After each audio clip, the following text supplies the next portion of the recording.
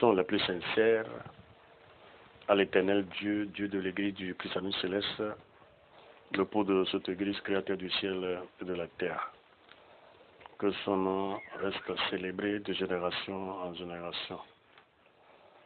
Voilà, chers apprenants, nous sommes aujourd'hui au chapitre 21, livre de Genèse, que nous allons développer tout de suite. Nous vous prions de suivre attentivement. Genèse chapitre 21, versets 1-2. L'Éternel se souvint de Sarah, de ce qu'il avait dit à Sarah. L'Éternel se souvint de ce qu'il avait dit à Sarah. Et l'Éternel accomplit pour Sarah ce qu'il avait promis. Sarah devint enceinte et elle enfanta un fils à Abraham dans sa vieillesse au temps fixé dont Dieu lui avait parlé. Verset 3. Abraham donna le nom d'Isaac au fils qui lui était né, que Sarah lui avait enfanté. Le verset 4. Abraham circoncit son fils Isaac âgé de 8 jours, comme Dieu le lui avait ordonné. Verset 5. Abraham était âgé de 100 ans à la naissance d'Isaac, son fils. Verset 6-7. Et Sarah dit, Dieu m'a fait un sujet de rire. Quiconque l'apprendra rira de moi. Elle ajouta, qui aurait dit à Abraham, Sarah allaitera des enfants. Cependant, je lui ai enfanté un fils dans sa vieillesse. Verset 8. L'enfant grandit et fut sévré. Et Abraham fit un festin, un grand festin, le jour où Isaac fut sévré. Verset 9-10. Sarah vit rire le fils d'Agar, l'Égyptienne avait enfanté à Abraham. Le verset 10. Et elle dit à Abraham, chasse cette servante et son fils, car le fils de cette servante n'héritera pas avec mon fils, avec Isaac. Le verset 11. Cette parole de plus fort aux yeux d'Abraham à cause de son fils. Verset 12. Mais Dieu dit à Abraham que cela ne déplaise pas à tes yeux à cause de l'enfant et de ta servante. Accorde à Sarah tout ce qu'elle te demandera, car c'est Isaac que sortira une postérité qui te sera propre. Verset 13. Je ferai aussi une nation du fils de ta servante, car il est ta postérité.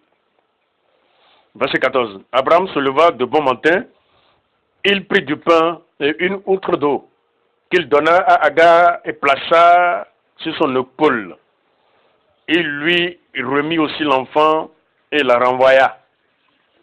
Elle s'en alla et s'égara dans le désert de Beer-Sheba. Verset 15-16. Quand l'eau de l'outre fut épuisée, elle laissa l'enfant sous un des arbusceaux. Verset 16. Et elle s'assoit vis-à-vis à une portée d'arc, car elle disait que je ne vois pas mourir mon enfant. Elle s'assit donc vis-à-vis de lui, éleva la voix et pleura. Ce que donne la malpolitesse. Verset 17-19. Dieu entendit la voix de l'enfant. Et l'ange de Dieu appela du ciel Agar et lui dit, qu'as-tu, Agar? Ne crains point, car Dieu a entendu la voix de l'enfant dans le lieu où il est. Lève-toi, prends l'enfant, saisis-le de ta main, car je ferai de lui une grande nation. Et Dieu lui ouvrit les yeux et elle vit un puits d'eau. Elle alla remplir d'eau l'outre et donna à boire à l'enfant. Verset 21. Dieu fut avec l'enfant qui grandit, habita dans le désert et devint tireur d'arc. Il habita dans le désert de Paran et sa mère lui prit une femme du pays d'Égypte. Verset 27-30. Et Abraham prit des brebis et des bœufs qu'il donna à Abimelech. et ils firent tous deux alliance. Verset 28. Abraham mit à part 7 jeunes brebis. Et Abimelech dit à Abraham, qu'est-ce que c'est 7 jeunes brebis que tu as mises à part? Il répondit, tu accepteras de ma main ces 7 brebis afin que cela me serve de témoignage que j'ai creusé ce puits. Au commentaire. Dans le chapitre 18, après leur visite, l'une des personnes avait promis à Abraham de revenir, non encore charnel, mais encore spirituel. En ce temps-là, Sarah, ta femme sera enceinte et enfantera un fils. C'est la réalisation de la promesse faite par Dieu à une femme qui a 90 ans déjà. Rien n'est impossible à Dieu. Sarah, qui ne pouvait plus faire d'enfant, a fait un bébé. Ça fait peur. Abraham et Sarah étaient vieux, avancés en âge, et Sarah ne pouvait plus espérer d'avoir d'enfant parce que la relation qu'il devait avoir entre l'homme et sa femme pour qu'il ait un bébé selon la biologie au plus haut n'existait plus.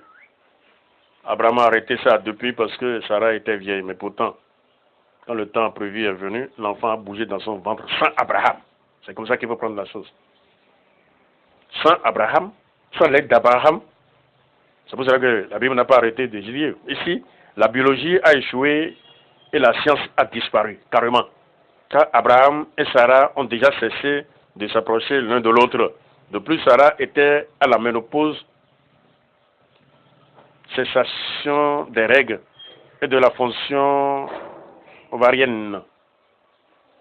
Sachant donc que tout est possible à celui qui vit depuis des temps indéfinis. Genèse 21, verset 6. Le nom d'Isaac est égal à rire. Le rire, c'est ça le nom d'Isaac. Abraham était âgé de 100 ans lorsqu'Isaac fut né. Genèse 21, 5. Abraham circoncit son fils Isaac âgé de 8 jours, comme Dieu le lui avait ordonné. Voilà l'alliance de Dieu avec Abraham, respectée par Abraham pour échapper à la mort. C'est pour cela que tout ce qui sort de la bouche de Dieu doit être respecté pour échapper à la mort. Ce n'est pas ceux qui disent que il n'y a pas de sanctification, je suis dans une chambre avec ma femme, les mêmes fourchettes, et ainsi de suite. Il est malade. Et il va mourir malheureux.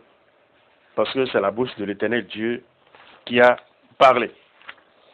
Après avoir accepté le message de Dieu, avec beaucoup de difficultés, lorsque Dieu l'envoya en Égypte pour sortir les enfants d'Israël de ce pays-là, Moïse s'y rendit. Mais malheureusement pour lui, qui discutait avec Dieu d'avoir des enfants incirconcis auprès de lui, et malheureusement pour lui qui discutait avec Dieu et avoir des enfants incirconcis auprès de lui. C'est pourquoi, en chemin vers l'Égypte, en un lieu où Moïse passa la nuit, l'Éternel l'attaqua et voulut le faire mourir. En mourant, Moïse prophétisait et Zéphora, sa femme, prit une pierre aiguë, coupa le prépuce de son fils et le jeta aux pieds de Moïse en disant, « Tu es pour moi un époux de sang. » Exode 4, 24, 25. Agar même, lorsqu'elle fut enfantée, elle se moqua de Sarah, sa maîtresse. Et lorsqu'elle s'est installée dans la vie de Sarah, et lorsqu'Amen s'est installé dans la vie de Sarah, sa prière fut exaucée. Elle demanda à Abraham de chasser et la servante et son enfant de la maison. Genèse 21, 8 et 10.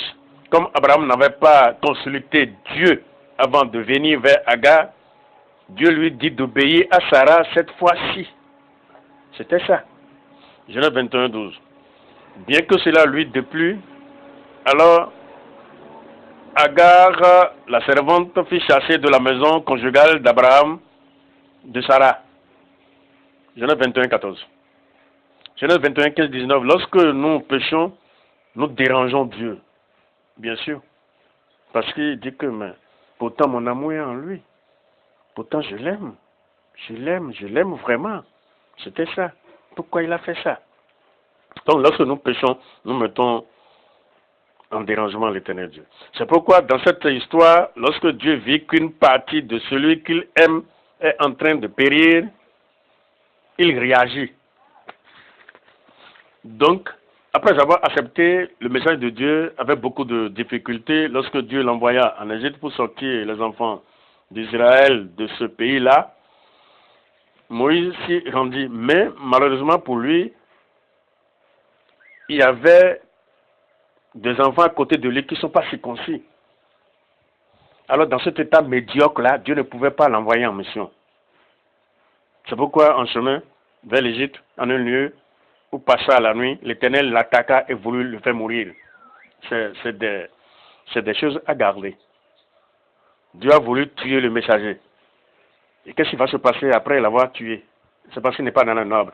Non, les lois, Dieu est égal aux lois. Il a voulu le tuer. Pourtant, il est en mission. En mourant, Moïse prophétisa et Séphora, sa femme, prit une pierre aiguë, coupa le prépuce de son fils et le jeta aux pieds de Moïse en disant, tu es pour moi une époux de sang. C'était ça. Voilà. Celui qui pêche met Dieu en difficulté. C'est pour cela que la Bible dit, aucune créature ne pouvait satisfaire pour nos péchés, car l'offense faite à Dieu par le péché est en quelque sorte infinie en raison de la perfection de celui qui a offensé Dieu. Il fallait donc un sacrifice d'un mérite infini, celui de Jésus, homme et Dieu à la fois. Il fallait que Jésus-Christ soit homme pour pouvoir souffrir et mourir au nom de l'humanité. Et il fallait qu'il soit Dieu pour que ce sacrifice ait une valeur et d'un mérite infini. Je ne sais pas si vous comprenez. C'est pourquoi certains interpellent Marie pour intercéder en leur faveur. Si vous demandez le pardon des péchés, vous devez vous repentir. Vous ne devez pas vous reverser encore dans les mêmes bêtises. Il faut faire très attention. Si vous demandez pardon, c'est fini. Vous demandez pardon, c'est fini. Vous demandez pardon, c'est fini. Vous n'avez plus le droit de retomber dans les mêmes fautes. Sinon, on vous coupe le gosier. Mais on reprend la même faute et Marie est fatiguée de sa prière. Oui, tu reprends la même chose. Marie est fatiguée de ta prière. Verset 27, 30. L'ancien roi Abimelech, roi des Philistins, a fait alliance avec Abraham. C'est pourquoi les Philistins sont les premiers ennemis d'Israël. Ils combattent avec les Israélites et n'ont jamais eu le dessus, bien qu'ils soient les premiers à provoquer la guerre. Quand il y a alliance, il faut faire très attention. Fin du chapitre 21 ses commentaires. Chapitre 22, livre de Genèse. Verset 1, verset 2. Après ces choses, Dieu mit Abraham à l'épreuve et lui dit, Abraham, il répondit, me voici. Dieu dit, prends ton fils, ton unique, celui que tu aimes, Isaac. Va-t'en au pays de Moriah et là, offre-le en holocauste sur l'une des montagnes que je te dirai. Verset 3-6. Abraham se leva de bon matin, sella son âne et prit avec lui 2 serviteurs et son fils Isaac. Il fendit du bois pour l'holocauste et partit pour aller au lieu que Dieu lui avait dit. Le 3e jour, Abraham, levant les yeux, vit le lieu de loin. Et Abraham dit à ses serviteurs, restez ici avec l'âne. Moi et le jeune homme, nous irons jusque là pour adorer et nous reviendrons auprès de vous. Abraham prit le bois pour l'holocauste, le chargea sur son fils Isaac et porta dans sa main le feu et le couteau. Et ils marchaient tous deux ensemble. Verset 7, 8. Alors Isaac parlant à Abraham, son père, dit, mon père. Et il répondit, me voici, mon fils. Isaac reprit, voici le feu et le bois, mais où est l'agneau pour l'holocauste? Ouais.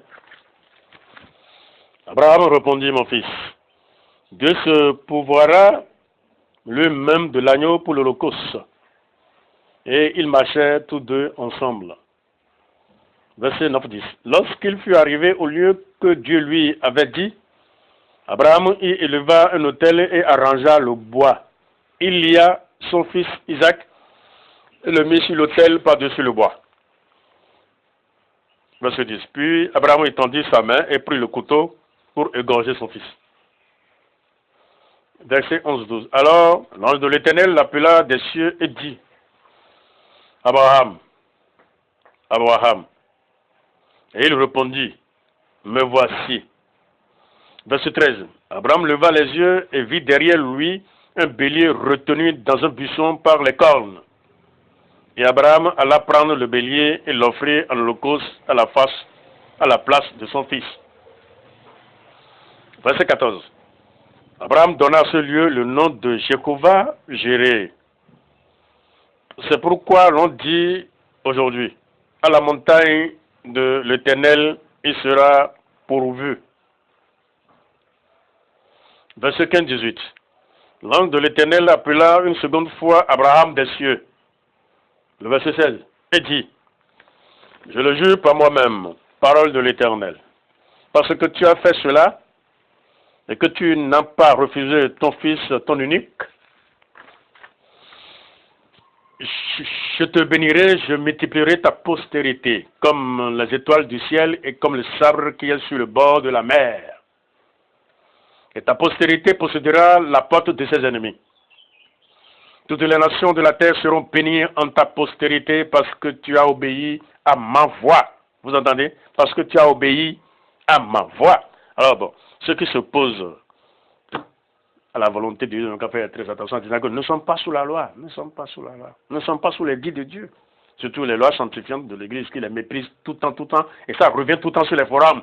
Je suis dans une chambre avec ma femme. On partage la même fourchette. Ils n'ont qu'à faire très attention. Commentaire. Dans le verset 1-2, c'est une histoire vraie. Effectivement, c'est vrai. La relation qu'on devrait avoir entre l'homme et sa femme était rompue. Et voilà, Sarah devint enceinte. Par quel moyen? C'est ce que dit la Bible.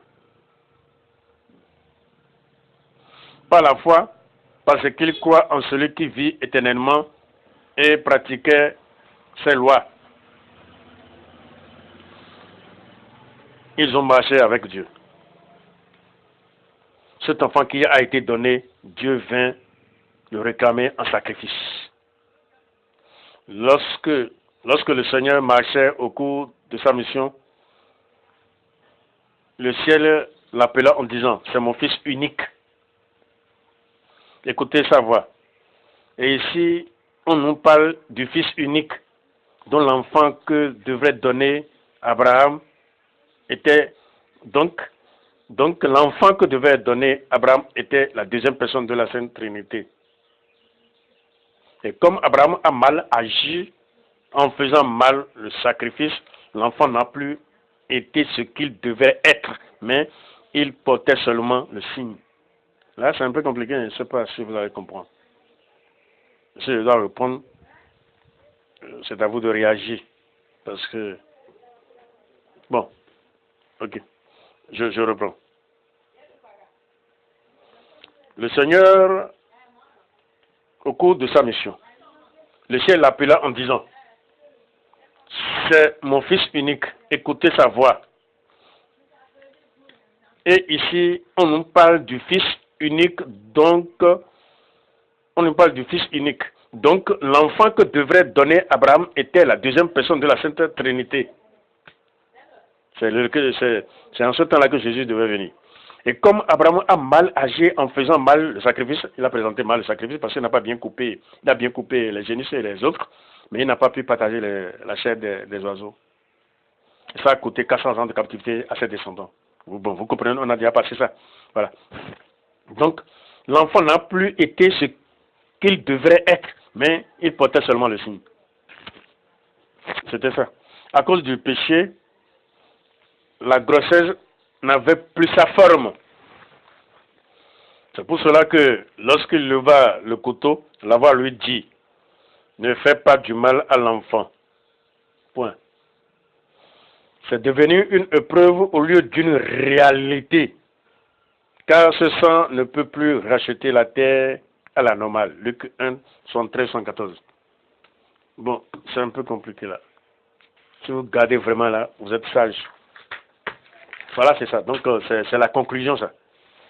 Du chapitre 22, livre de Genèse. Genèse, chapitre 23, verset 1-2. La vie de Sarah fut de 127 ans. Verset 1-2. La vie de Sarah fut de 127 ans. Telles sont les années de la vie de Sarah. Sarah mourut à Kirjat Arba, qui est Hébron, dans le pays de Canaan. Et Abraham vint pour mener deuil sur Sarah et pour la pleurer. Verset 12-20. Abraham se prosterna devant le peuple du pays. Verset 13. Et il pleura ainsi, il parla ainsi à Ephron, en présence du peuple du pays. Écoute-moi, je te prie. Je donne le prix du champ. Accepte-le de moi, et j'y enterrerai ma mort. J'y enterrerai mon mort. Voilà. Verset 14. Ephron répondit à Abraham en lui disant, mon Seigneur, écoute-moi. Une terre de 400 cycles d'argent, qu'est-ce que cela entre moi et toi? Enterre ton mort. Ouais. Par sagesse, Abraham saisit tout de suite le prix de la terre. Il ne devait pas dire ça. Une terre de 400 cycles d'argent. Donc, il a déjà donné le prix. Et l'autre a payé les 400 cycles d'argent rapidement. Vous voyez, non. Donc, il faut faire très attention en parlant. Voilà. Abraham comprit Ephron. Et Abraham pesa à Ephron l'argent qu'il avait dit, en présence des fils de Heth, 400 cycles d'argent ayant cours sur le marchand. Le champ d'Ephron à Makpela vis-à-vis de Mamré, le champ et la caravane qui y est, et tous les arbres qui sont dans le champ et dans toutes ces limites d'alentour, devint ainsi la propriété d'Abraham aux yeux des fils de Heth et de tous ceux qui entraient par la porte de sa ville. Après cela, Abraham enterra Sarah, sa femme, dans la caverne du champ de Makpela, vis-à-vis de Mamlé, qui est Hébron, dans le pays de Canaan. Le champ et la caverne qui y est demeurèrent à Abraham comme possession sépulcrate acquise des fils de Heth. Donc, avec toutes ces géographies-là, vous voyez, les Arabes qui sont là peuvent être toutefois chassés par les enfants d'Israël. La Bible la vraie géographie, limitant les enfants d'Israël, ainsi de suite. Commentaire dans le verset 1 et 2. Les années de Sarah furent de 120 ans. Quoi? Dans le verset 1 et 2, les années de Sarah furent de 127 ans, puis elle mourut. Le verset 12-17 montre qu'il faut toujours payer le tombeau. Sinon, il sera détruit plus tard. Je pense qu'ils ont raison d'écrire ça, oui. Il faut toujours monter le tombeau. Élever le tombeau, normalement, on n'élève pas le tombeau. Mais il faut mettre quand même un signe. Faire sortir un peu les briques, que ça soit bien modernisé, et nos criards, avec des cols. Malheur, vous écrivez par exemple hypocrite parce que vous ornez les tombeaux des justes et des prophètes et vous dites, si nous étions vécus au temps de nos pères, nous n'allons pas nous joindre avec pour commettre le sang innocent. Vous témoignez contre vous-même que vous êtes les enfants de ceux qui ont tué les prophètes. C'est ce que le Seigneur dit. Vous baptisez les tombeaux des justes et des prophètes et vous dites, Si nous étions vécus au temps de nos pères, nous n'allons pas nous joindre pour tuer les prophètes. Vous témoignez contre vous-même que vous êtes les enfants de ceux qui ont tué les prophètes.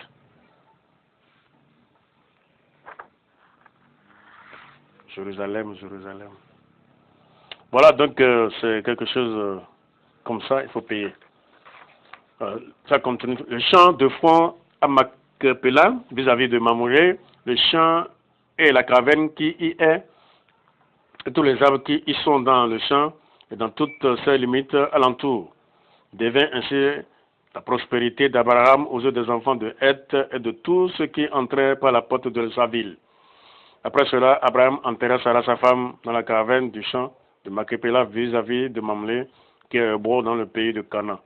Le champ et la caravane qui y est demeurèrent à Abraham comme possession sépulcrate acquise des fils de Heth.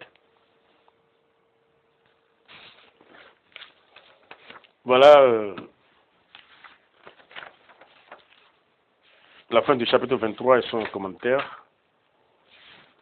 Chapitre 21, 22, 23. C'est à vous d'écrire, parce que les questionnaires vont bientôt commencer. Voilà, c'est ça, que Dieu bénisse. Vis-à-vis de la création. Genèse chapitre 21, 22, 23. Genèse chapitre 21. Genèse 4, 26. Seth eut aussi un fils, et l'appela du nom de Noch. C'est alors que l'on commença à invoquer le nom de l'Éternel. Genèse 14, 23. Je ne prendrai rien de tout ce qui est à toi, pas même un fils, ni un cordon de soulier, afin que tu ne dises pas, j'ai enrichi Abraham. Rien pour moi. Genèse 26, 1, 6. Il y eut une famine dans le pays, outre la première famine qui eut lieu au temps d'Abraham. Et Isaac alla vers Abimelech, roi des Philistins, à Guérar. Et Isaac resta à Guérar. Psaume 146, verset 7. Il fait droit aux opprimés et donne du pain aux affamés. L'Éternel délivre les captifs. L'Éternel protège les étrangers. Il soutient l'orphelin et la veuve, mais il renverse la voie des méchants. Il renverse la voie des méchants. Donc il ne faut pas être méchant. Il ne faut pas se livrer au mauvais penchant du cœur. Quand ça vient, il faut les vomir. C'est pour cela que Jésus a dit au diable qui lui disait de changer la pierre en pain. Il dit, l'homme ne vit que du pain. Il a méprisé. C'était ça. Il faut toujours mépriser les mauvais penchants du cœur. Pour ne pas être méchant. Pour ne pas être renversé. Genèse 16. Tout le chapitre est concerné. Romains 9, 6, 9. Ce n'est point à dire que la parole de Dieu soit restée sans effet. Car tous ceux qui descendent d'Israël ne sont pas Israël. Car ceux ne sont pas ceux qui descendent d'Israël qui sont tous Israël. Car tous ceux qui descendent d'Israël ne sont pas Israël. Voici en effet la parole de la promesse. Je reviendrai à cette même époque et Sarah aura un fils. Galates 4, 21, 31. Dites-moi, vous qui voulez être sous la loi, n'entendez-vous point la loi?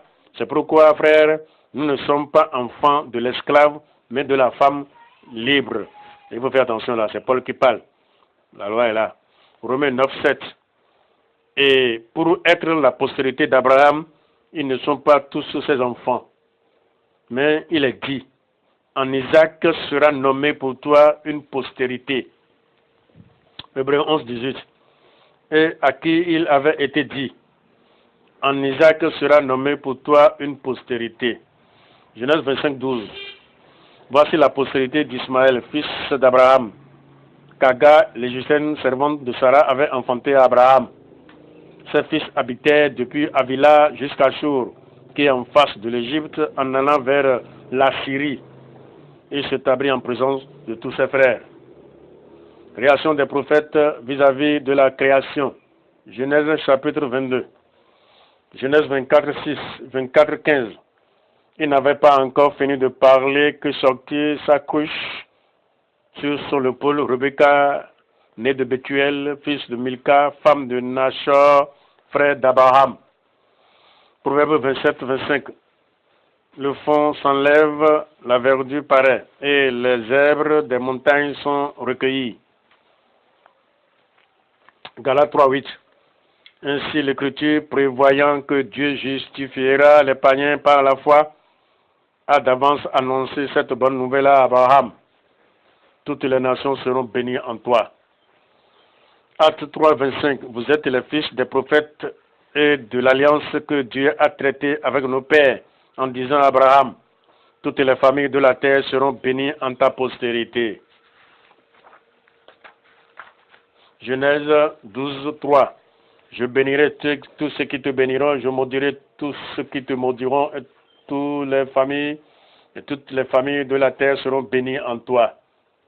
Genèse 18, 18. Abraham deviendra certainement une nation grande et puissante, et en lui seront bénies toutes les nations de la terre. Genèse 24, 60. Il bénit Rebecca et lui dit, ô notre sœur, puisses-tu devenir des milliers de myriades et que ta postérité possède la porte de ses ennemis. C'est une très bonne prière. Ils sont inspirés. Et cela s'est réalisé comme ça. N'est-ce pas Rebecca qui a donné naissance à Esau et à Jacob? N'est-ce pas de Jacob est sorti les 12 tribus d'Israël? Esau a fait pour lui encore. Hein? Vous voyez ça? Et ces 12 tribus-là forment le peuple d'Israël jusqu'à ce jour. Vous voyez la prière? Quand elle était faite par les parents de Rebecca, la femme d'Isaac, c'était des païens qui ne sont pas inspirés. Mais pourtant, Dieu l'a fait dire ce qu'il fallait dire. C'était ça. Luc 1, 73. Selon le serment par lequel il avait juré à Abraham, notre père. Hébreux 6, 13. Lorsque Dieu fit la promesse à Abraham, ne pouvant jurer pas plus grand que lui, il jura par lui-même. Il ne pourra jurer pas quelqu'un plus grand que lui, il jura par lui-même. Ne trouvant personne par qui jurer, il jura par lui-même. Certainement, je bénirai Abraham, c'est ça. Hébreux 6, 13. Jacques 2, 21. Abraham, notre père, ne fut-il pas justifié par les œuvres lorsqu'il offrit son fils Isaac sur l'autel? Jean 3, 16. Car Dieu a tant aimé le monde qu'il a donné son fils unique afin que quiconque croit en lui ne périsse point, mais qu'il ait la vie éternelle, la vie sauve. 1 Jean 4, 9, 10. L'amour de Dieu a été manifesté envers vous en ce que Dieu a envoyé son Fils unique dans le monde afin que nous vivions par lui. Et cet amour consiste non point à ce que nous avons aimé Dieu, mais en ce qu'il nous a aimés et a envoyé son Fils comme victime expiatoire pour nos péchés. Ça alors. Hébreux 11, 17, 19. C'est par la foi qu'Abraham offrit Isaac lorsqu'il fut mis à l'épreuve et qu'il offrit son fils unique, lui qui avait reçu les promesses et à qui il a été dit, en Isaac sera nommé pour toi une postérité. Il pensait que Dieu est puissant même pour ressusciter les morts. Aussi, le recouvra-t-il par une sorte de résurrection? Jacques 2, 22, 23. Tu vois que la foi agissait avec ses œuvres et que par les œuvres, la foi fut rendue parfaite. Bien sûr. Une foi sans œuvre, c'est une foi qui est morte en elle-même. Ainsi accomplit ce que dit l'Écriture. Abraham crut à Dieu et cela lui fit imputer à justice. Et il fut appelé ami de Dieu. Prédicateur de la justice. La réaction des prophètes vis-à-vis de la création, Genèse chapitre 23. Acte 7, 16. Il fut transporté à Sichem et déposé dans le sépulcre qu'Abraham avait acheté à prix d'argent des fils d'Hémor, père de Sichem. Genèse 53. Ils le transportèrent au pays de Canaan et l'enterrèrent dans la caverne du champ de Macpéla qu'Abraham avait acheté de Phron le Héthien comme propriété sépulcrale et qui est vis-à-vis de Mamolé. Acte 7, 5. il ne lui donna aucune postérité dans ce pays, pas même de quoi poser le pied. Mais il promit de lui en donner la possession et à sa postérité après lui, quoiqu'il n'eût point enfant. Il faut avoir vraiment la foi. Jérémie 32, 8, 12. Et Amalek, fils de mon oncle, vint auprès de moi selon la parole de l'Éternel dans la cour de la prison, et il me dit, achète mon champ qui est à Anatoth, dans le pays de Benjamin, car tu as le droit d'héritage et de rachat, achète-le. Je reconnais que c'était la parole de l'Éternel. Je remis le contrat d'acquisition à Baruch, fils de Nérija, fils de Makéja, en présence de Amalel, fils de mon oncle, en présence des témoins qui avaient signé le contrat d'acquisition et en présence de tous les Juifs qui se trouvaient dans la cour de la prison. 2 Samuel 24, vers 24. Aravana regarda et il vit le roi et ses serviteurs qui se dirigeaient vers lui. Et Aravana sortit et se prosterna devant le roi, le visage contre terre. Mais le roi dit à Aravana, non, je veux l'acheter de toi à prix d'argent et je l'offrirai à l'Éternel, mon Dieu, des holocaustes qui ne me coûtent rien. Et David acheta l'air et les bœufs pour 50 cycles d'argent. Genèse 25, 7. Voici les jours des années de la vie d'Abraham. Il vécut 175 ans. C'est le champ qu'Abraham avait acquis des fils de Heth. Là furent enterrés Abraham et Sarah sa femme. Voilà, nous nous arrêtons là, la réaction des prophètes vis-à-vis de la création, Genèse chapitre 23. Voilà, que Dieu bénisse et qu'il soit avec vous.